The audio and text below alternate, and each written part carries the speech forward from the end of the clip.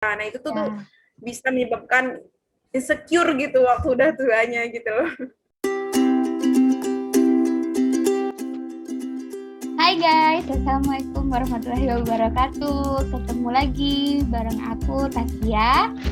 Nah, hari ini aku nggak sendirian, aku ditemani oleh dua orang teman aku. Kenalin, ini yang pertama ada Sophia Astia Kusbianti atau Astia.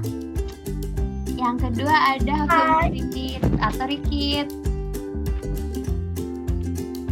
Nah, halo Astia, Rikit. Hai. Ya, gimana kabarnya kalian? Baik. Baik ya. Alhamdulillah. Ya, alhamdulillah. Oke teman-teman, kenalin, jadi ini dua teman aku, ini teman satu kampus ya, satu kelas, teman main, teman bareng lah pokoknya. Mereka ini, kalau Astia ini, dia itu sangat, dia itu produktif, dia itu sering ikut kayak webinar-webinar gitu. Ikut tentang orang yang bahas masalah, banyak sih dia ikut banyak banget, salah satunya itu masalah parenting juga. Nah, Rikit ini juga dia tuh kritis banget. Dia tuh sering kayak ngajak diskusi tentang apapun sama aku, sama Asia, sama semuanya. Jadi di kesempatan kali ini kita itu mau diskusi tentang strict parent, atau ada yang bilang itu apa nama lainnya? Otoriter.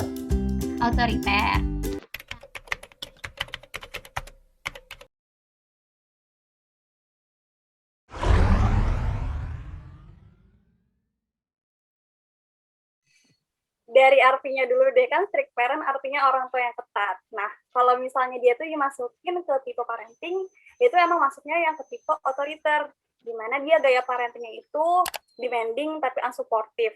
Demanding di sini itu maksudnya kayak dia tuh banyak nuntut anaknya, misalnya kayak kamu harus belajar jam segini, kamu harus jadi juara kelas ya nanti, atau mungkin nanti kalau kamu besar kamu harus jadi dokter ya biar membanggakan orang tua gitu.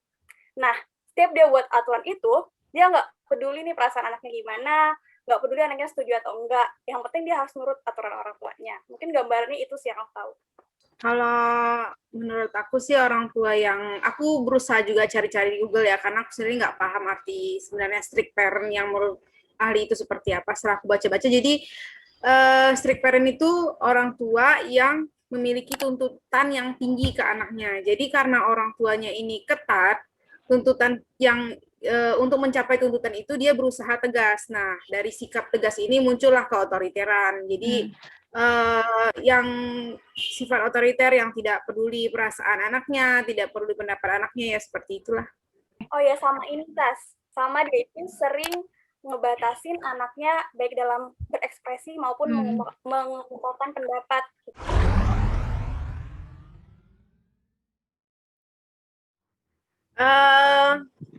Kalau dari aku sih menganggapnya ya itu yang karena dia menuntut sesuatu yang terbaik, berarti sudah pasti niatnya baik ya. Entah itu niatnya biar karena ada kan, setelah aku baca-baca itu kenapa sih bisa kayak gini tuh, terjadi orang tua yang strict parents itu karena dia nggak mau ngurus anaknya nakal, atau berharap anaknya sukses, atau berharap nanti biar anakku nggak susah kayak aku. Nah, hal-hal yang kayak gitu menciptakan suatu harapan gitu, dan udah pasti harapannya itu untuk menjadi lebih baik kan. Nah, tapi karena harapan yang berlebihan atau harapan yang terlalu tinggi, jadi tidak memperdulikan anaknya lagi itu kayak gimana gitu loh. Jadi udah pasti harapan-harapan baik lah yang diharapkan ke anaknya kayak gitu sih.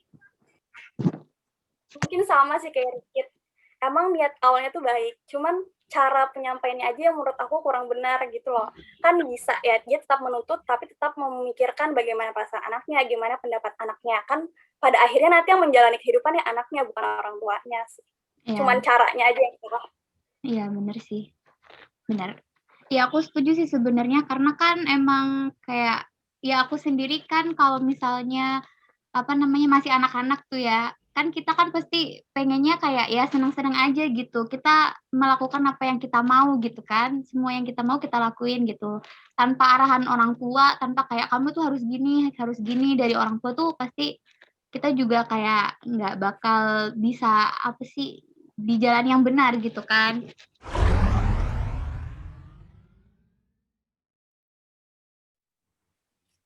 Kalau aku tuh mikirnya kalau atas nama strict parent itu tetap enggak, karena judulnya strict parents. Tapi kalau tuntutan atau orang tuanya menuntut sesuatu daripada anak, itu tergantung sih. Kayak misalnya tuntutannya itu tidak memberatkan anaknya, atau tuntutannya itu sudah didiskusikan lebih dulu kepada anaknya gitu.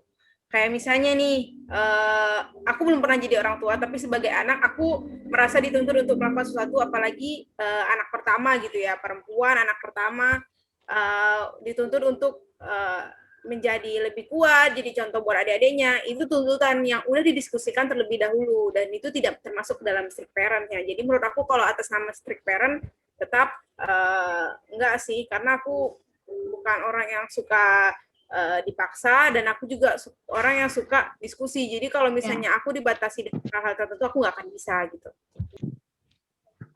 Tuntutan itu masih perlu sih buat anak, karena kan anak itu polos ya, dia nggak tahu apa-apa, dia perlu arahan nih untuk dia gimana sih bertindak biar lebih baik. Nah, kalau misalnya tipe parenting ada 4, ada yang strict parenting yang otoriter itu, terus ada yang otoritatif, ada yang permisif sama uninvolved parenting. Nah, menurut aku yang paling bagus sih otoritatif, soalnya dia itu demanding tapi suportif gitu. Dia menuntut tapi dia support anaknya secara fisik, mental, dan finansial juga tentunya.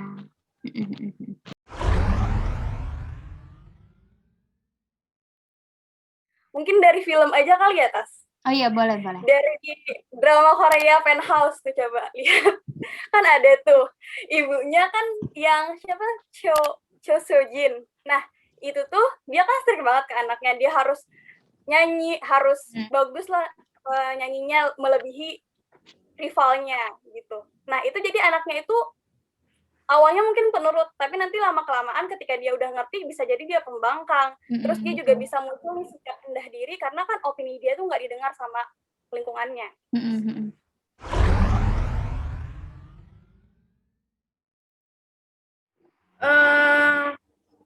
Karena dulu hidup aku penuh tuntutan, tapi alhamdulillah tuntutan itu tuh bisa kan menjalaninya, dan belum tentu orang semua suka dituntut gitu loh. Jadi kalau misalnya orang yang tidak suka dituntut untuk melakukan sesuatu, kemudian dituntut untuk melakukan, pasti akhirnya ada rasa nggak terima, apalagi setelah dia berhasil mendapatkan apa yang diinginkan orang tuanya. Misalnya nih orang tuanya dia harus dapat juara 1 gitu, dan udah dapat juara 1, setelah itu tidak diapresiasi, ya maka udah hilang tuh pikiran-pikiran positif kepada orang tuanya gitu. Jadi pikiran dia tuh negatif mulu ke orang tuanya antar jadinya, dan jadinya ya akan memberontak lah pada akhirnya gitu. Sama kayak Rikit, pasti ada efek baik dan buruknya sih. Mungkin kalau dari baiknya, dia mungkin lebih taat aturan, lebih disiplin gitu. Terus awalnya mungkin nanti penurut. Nah, buruknya nanti kalau misalnya udah besar, dia mulai ngerti nih, dia bisa jadi pemberontak, agresif, rendah diri, sama yang tadi aku udah jelasin. Dan mungkin hubungan dia dengan keluarganya itu jadi renggang, karena dia ngerasa nih keluarga itu bukan safe place buat dia gitu. Iya, betul. Kita cari tempat lain selain keluarga buat dia ngerasa dia aman. Iya. Terus aku baca juga tuh sebenarnya kan kalau anak dari yang diasuh oleh orang tua yang strict parent tuh kan orang tua tuh kayak berharap anaknya tuh selalu baik gitu, selalu maksudnya mungkin misalnya di sekolah dia tuh jadi anak yang baik, anak yang nurut, patuh aturan, dia nggak pernah bikin masalah, dia nggak pernah bikin salah kayak gitu. Jadi itu bisa bikin anak itu kayak gimana caranya dia tuh baik di depan orang tuanya. Mungkin misalnya pas sekolah ya dia misalnya sebenarnya anaknya annoying gitu ya, suka ganggu temennya. Nanti tuh pas di rumah dia kayak bilang enggak, dia tuh bohong ke orang tuanya biar ya orang tuanya anggap dia baik gitu. Karena kalau orang tuanya tahu dia nggak baik, dia bakal mungkin dimarahin atau gimana gitu. Dari kalian gimana? Ada lagi nggak? masalah Tapi kalau udah sadar nih, apa? tapi kalau udah sadar dia dari orang tua strict parent, jangan terlalu menyalahkan orang tua juga sih, Iya, karena benar. gimana pun dia tetap orang tua. Gitu. Iya, benar sih. Mungkin zaman dulu itu yang orang tua menurut benar. Betul. Zaman dulu mungkin itu yang menurut orang tua lebih benar. Iya, benar. Benar banget. Iya, karena kan aku juga mikir kayak ilmu parenting itu ilmu yang apa ya, nggak semua orang mempelajari gitu loh. Nggak semua orang yang bahkan yang mau nikah itu mempelajari. Bahkan kayak ada apa sih sekolah parenting itu kan kayak baru akhir-akhir ini gitu. Mungkin orang tua kita dulu nggak pernah belajar gitu. Mereka belajar dari turun-temurun. Oh, orang tuanya dulu mendidik dia kayak gini. Nanti diaplikasikan ke anaknya. Padahal makin kesini kan tipe anak beda-beda. Sama kayak dibilang Dikit tadi, makin kesini tipe anak makin kayak dia mau berekspresi gitu, mau jadi dirinya sendiri. Tuh. Menambahin sih, Ya. ada satu tweetan orang yang aku baca yang itu aku merasa wah ngena nih buat anak-anak yang selalu menyalahkan orang tuanya gitu.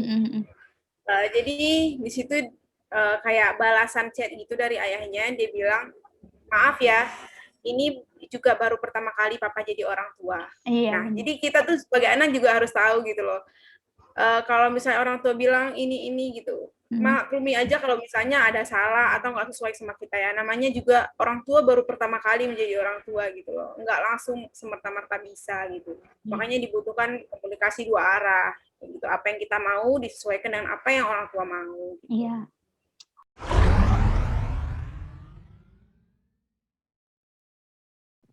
Kalau langsung strict parent nyebabin gangguan kesehatan mental tuh aku belum pernah nemu sih, soalnya kan tiap keluarga pasti beda-beda ya gimana membesarkannya, gimana mendidik anaknya. Tapi banyak kok kasusnya kayak luka masa kecil itu bisa berpengaruh terhadap kesehatan mental dia di masa dewasa, entah dia lebih rentan lah pokoknya tentang kesehatan mental. Beda kalau misalnya dia tumbuh di keluarga yang hangat, penuh dukungan, itu pasti beda. Kalau kita bawa ke diri kita sendiri sih, kayak untuk sifat-sifat yang nggak kita inginkan itu muncul gitu loh. Kayak misalnya yang kayak tadi kata Taskia, pembohong, kayak gitu. Terus ya nggak percaya diri itu juga karena misalnya tuntutan orang tuanya itu tidak mencapai apa yang orang tuanya inginkan. Jadi dikasih ucapan-ucapan yang kayak sebenarnya kamu tuh nggak mampu, kamu tuh nggak bisa. Nah itu tuh bisa menyebabkan insecure gitu waktu udah tuanya gitu loh. Iya bener ya, karena apa yang dibilang orang tua itu kan yang kayak disimpan gitu di otaknya kayak oh aku bodoh ya berarti, oh aku nggak bisa ya berarti kayak gitu. Nah mungkin juga yang aku baca juga kalau anak strict parent tuh kan dari kecil dibiasakan kayak kamu misalnya kamu harus belajar yang rajin biar bisa dapat peringkat gitu. Dari mulai mungkin di sekolah peringkatnya baik terus akhirnya di suatu ketika mungkin ketika anak itu dewasa pas dia nggak mendapat apa yang selama ini dia dapat, misalnya nilai aku bagus terus tiba-tiba nilai aku kok nggak sesuai harapan, misal itu kayak gampang banget tercetus kayak stres lah, mungkin itu depresi kayak menyalahkan diri sendiri kayak gitu loh. Jadi emang aku baca itu ada beberapa penelitian yang kayak angka depresi itu di anak itu juga meningkat gitu. Soalnya dia sering gak ngerasa aman, dia selalu cari pembuktian nih gimana caranya supaya orang tua tuh bangga terhadap dia. Betul. Ya. Dia nggak pernah merasa cukup, itu bikin kerentanan sih dengan kesehatan mental.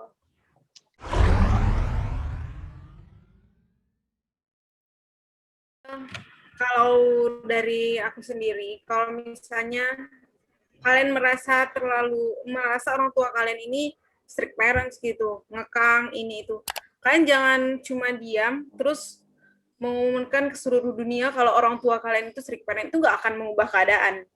Jadi mulai dari diri kalian sendiri. Coba karena udah gede itu jadi kayak kita tuh coba komunikasikan sama orang tua apa yang kita mau.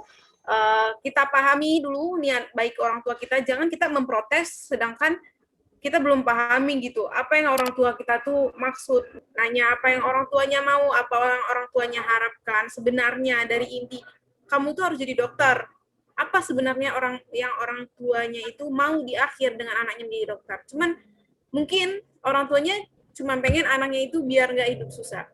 Kita jelaskan lagi ke orang tua, banyak cara loh ya biar nggak hidup susah itu. Bukan cuma dengan jadi dokter, bisa juga jadi dengan jadi apoteker, atau dengan jadi guru juga bisa. Nanti kita kesini jalannya gini. Coba dikomunikasikan, karena aku sudah pernah mencoba dan itu berhasil. Nah, itu sebagai, karena orang tua aku itu strict parent, jadi waktu adik aku bandel, jadi orang tua aku tuh stres. Nah, di situ juga mungkin aku tambahkan sedikit-sedikit biar orang tua aku itu paham kalau nggak semua anak itu akan seperti kayak aku yang menerima tuntutan orang tua. Jadi mulai disisip-sisipkan untuk masa depan adik-adik kita juga, biar adik-adik kita itu nggak menerima tuntutan seberat yang aku terima, kayak gitu. Karena aku merasa juga terbebani, apalagi adik-adik aku yang belum tentu mampu gitu loh. Oke, kalau yang menurut aku, enggak sih, ini bukan menurut aku. Kayak aku pernah dapat di salah satu webinar itu ada empat langkah.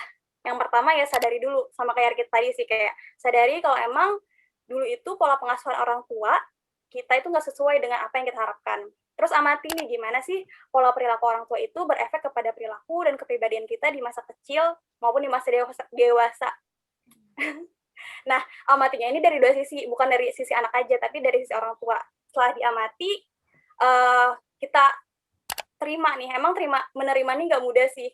Perjalanannya tiap orang untuk menerima tuh beda-beda, ada yang beberapa bulan, bahkan ada yang beberapa tahun. Kayak aku pernah dengar cerita salah satu psikolog, untuk menerima luka-luka di masa lalu dia itu bahkan prosesnya sampai 10 tahun, dan itu nggak apa-apa banget. Asalkan tiap harinya lu ada berproses gitu loh untuk menjadi pribadi yang lebih baik lagi. Dan setelah diterima itu coba berdamai dengan masa lalu, karena emang kita nggak bisa milih masa lalu kita, dan barulah itu berproses. Nah, waktu berproses ini yakin kalau misalnya kita itu punya pilihan, kita ini udah dewasa loh, kita bisa jadi pribadi yang lebih baik lagi, kita bisa memutus pola parenting yang emang salah menurut kita, sehingga nanti nggak diterusin lagi nih ke generasi selanjutnya pola parenting yang salah itu. Ya, betul. Oh iya, dan aku nyaranin sih untuk proses ini tuh kalau bisa didampingi oleh psikolog atau konselor yang profesional supaya nggak sendirian tuh ngejalanin ini. Betul. Oh iya, kalau dalam proses penerimaan itu kalau mau nangis ya nangis aja, sedih ya sedih aja gitu loh, tapi ekspresikanlah itu tuh dengan benar gitu. Atau biasanya orang sebut tuh katarsis lah yang benar, kalau lu ngerasa meluapkan emosi itu lebih enak dengan nulis ya nulis, gambarnya gambar, cerita ya cerita gitu. Nah, kalau cerita dengan orang tua yang kata kita itu bagus juga, tapi pastiin komunikasinya tuh asertif. Jadi dia itu menyampaikan apa nih keluhan dia, tapi tanpa menyakiti orang tua. Gitu. Iya, betul. Kalau misalnya emang belum bisa nih komunikasi asertif, ya tunda dulu, tenangin diri dulu, baru nanti kalau emang sudah siap, dan emang udah yakin nih nggak bakal ngelukain perasaan orang tua, baru bisa tuh dicoba komunikasi yang kata kita tadi.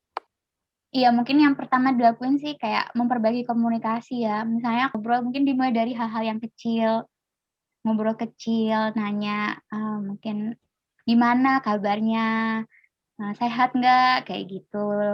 Ya, aku mau nambahin juga, jadi kalau untuk anak-anak, bukan anak-anak sih, teman-teman sekarang yang masih 16, 17, masih SMA, terus merasa terlalu dikekang sama orang tua, dituntut sama orang tua, kalian coba berpikir positif dulu, kenapa sih orang tua kalian itu menyuruh kalian kayak gini. Coba untuk berpikir positif gitu ke orang tua, jangan mikirnya negatif, apa sih orang tua nyuruh-nyuruh mulu gitu. Tapi kalian mau disuruh pacar kalian makan, jangan lupa makan, dan ini kamu yang makan, kamu kenapa sih nggak jalan. Kalian mau menjalankan itu, tapi kalian tidak mau menjalankan tuntutan orang tua kalian yang memangnya dari awalnya baik gitu loh. Ini lagi, tapi kalau misalnya tuntutannya udah kayak nggak bener banget, misalnya disuruh nyuri, atau mungkin di dalam rumah tuh udah ada kekerasan dalam rumah tangga, ayo cepet cari pertolongan deh, jangan mau terus-menerus disiksa gitu, karena itu udah beda banget konteksnya kalau kekerasan dalam rumah tangga sama strict parent yang masih ada toleransinya dikit. Iya betul ya, itu kayak cari pertolongan tuh hal yang sangat penting ya. Kayak sebenarnya tuh kayak hal yang menyakitkan tuh nggak cuma fisik. Kalau sudah merasa kayak mentalnya tuh terpengaruh gitu ya, ya itu juga harus cari bantuan gitu. Jangan pernah malu untuk konsultasi, entah itu ke psikolog, ke psikiatri, jangan pernah malu gitu. Yakin aja kalau nggak pernah sendiri gitu, pasti ada orang baik di luar sana yang pasti bakal bantu kalian. Iya, betul. Nah, mungkin untuk diskusi kita kali ini cukup sekian. Mungkin teman-teman bisa mengambil tips-tips yang mungkin bukan tips ya sebenarnya, kayak apa yang bisa teman-teman lakuin kalau misalnya ada atau kalian sendiri menghadapi orang tua yang strict parent, atau ketika teman kalian cerita orang tuanya itu strict parent, nyuruh dia kayak gini, nuntut dia kayak gini. Oke, makasih banyak buat Asia sama Rikit yang sudah mau berdiskusi. Semoga ini bisa bermanfaat ya buat teman-teman kita, buat semuanya yang menonton video ini. Oke teman-teman, jangan lupa tetap nonton ya video-video aku selanjutnya. Jangan lupa like, comment, dan subscribe. Oke, dadah. Assalamualaikum. Terima kasih, Kak. Terima kasih, Git. Terima kasih.